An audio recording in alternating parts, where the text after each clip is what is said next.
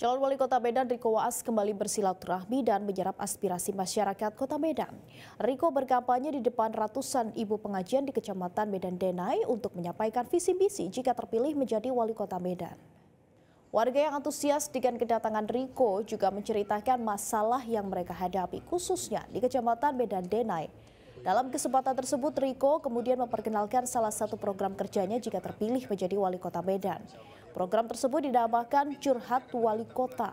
Nantinya, satu hari dalam seminggu, Riko akan menemui warga di balai kota yang ingin menyampaikan permasalahan secara langsung.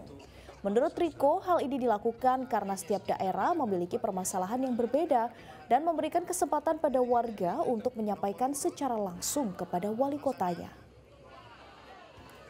Nanti kami datang lagi, Bang Rizky juga ada di sini. Jangan lupa kita akan siapkan satu hari untuk masyarakat untuk mereka curhat dengan wali kotanya secara langsung supaya nanti mereka bisa ceritakan apa permasalahan di daerahnya, apa permasalahan yang sedang terjadi karena setiap daerah pasti punya permasalahan yang berbeda-beda. Jadi kami akan siapkan warga curhat kepada wali kota setiap hari. Jadi nanti setiap minggu Abang akan langsung ketemu dengan masyarakat, Bang? Langsung.